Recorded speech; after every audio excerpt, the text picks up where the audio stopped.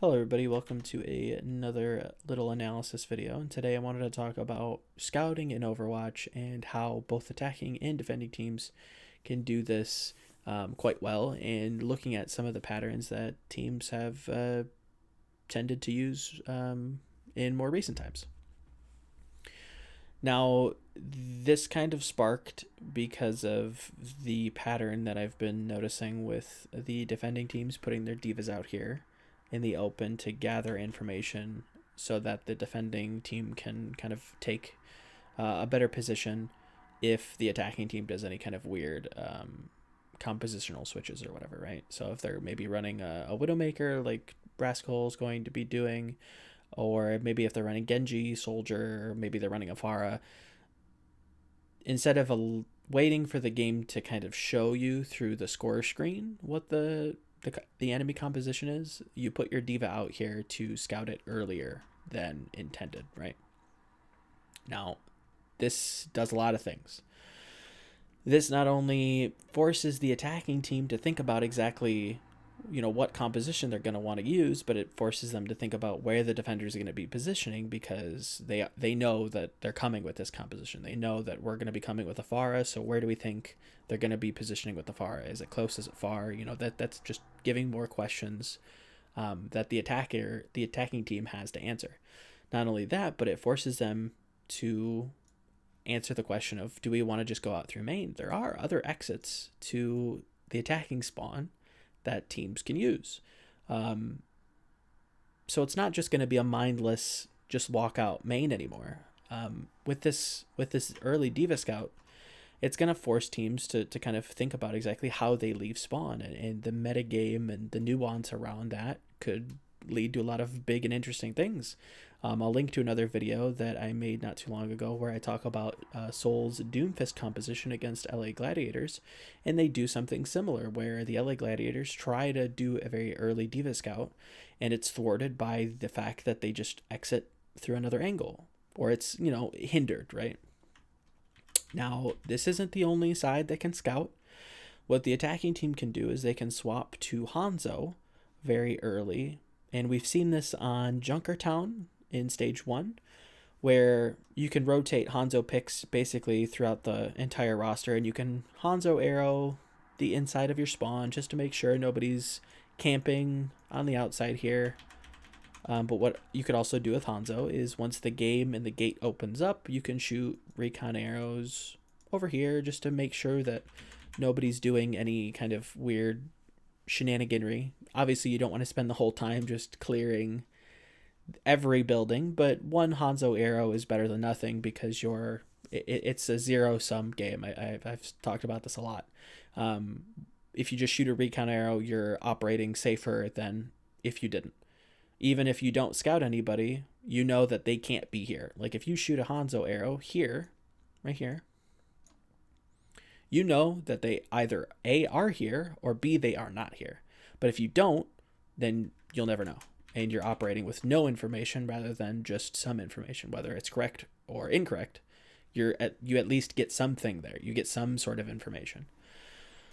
Now, with that said, let's talk about implied information. So what's stopping Dallas from changing their composition if Manhattan scouts it? Well, basically, that's what's going to happen. You're going to see Rascal swap to the Genji, which a better kind of abuses the fact that Florida is going to be positioning for a Widowmaker pick. Now, before we jump into that, I want to make something very clear, that Manhattan's gets shot here for a reason. He gets shot so that his supports can heal him up, the builds alt charge quicker. It's something that's not necessarily intuitive to Overwatch, but I want to make that very clear for anybody that's like, oh, why is Manhattan's feeding? He is, but it's not bad feeding. It's actually good feeding, because he's feeding his supports, right? But keep your eyes on Rascal here. He's going to be making the change to Genji, and we'll kind of outline why the Genji pick works here really well. So, Monkey, get out of the way. So, the idea here is that Dallas has shown their hand, right? They showed the Widowmaker. Florida goes, aha, you're playing Widowmaker, so we're going to position for Widowmaker. But then Dallas, like the attacking team should, they can make changes to their composition on the fly. They can rotate back, make a change, and then continue on forward. What Florida knows that they're under the implied information that they're going to be running Widowmaker, so they position for Widowmaker. Dallas swaps Genji and abuses that fact. Now, here in a second, we're going to see where exactly Florida is positioned. They're positioned over here. And again, this isn't full dive. This is kind of a sustained, pressured composition. Very standard, nothing too out of the ordinary for Florida. But the idea here is that they're, again, I don't mean to drive home a point, but they're positioning for a Widowmaker that Dallas doesn't have.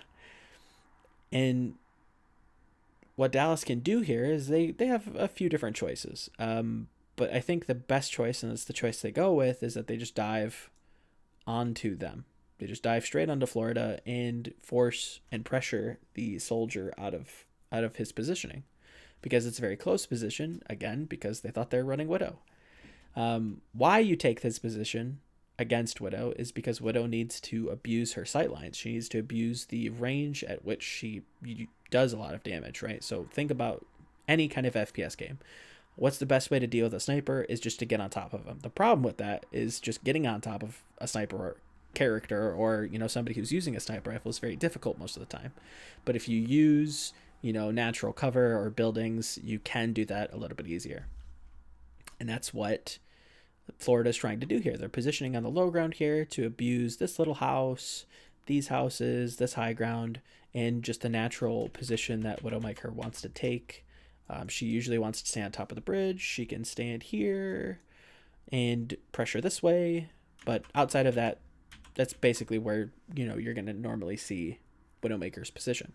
And that's by in part the reason why Florida is positioned the way they are. And it's this little cheeky play from Dallas that kind of rolls the point for them. And it's really kind of interesting to see teams think about information like this. It's very StarCraft 2-esque, and I made a video about this early on. It's kind of shoddy, but if you're really interested in it, and looking at some examples from StarCraft, I'll link it in the description bar somewhere on the video. But yeah, it's the information in the game around information that's going to be pushing the meta game of Overwatch forward, I think, at a quicker rate than just normal balance patches are going to be doing, right? I think this is probably one of the bigger changes that players have made and support and coaching staffs have made so far, and I think that's really interesting. And I just wanted to highlight that and say, you know what, attaboy Dallas, you pulled a quick one, and I liked it a lot.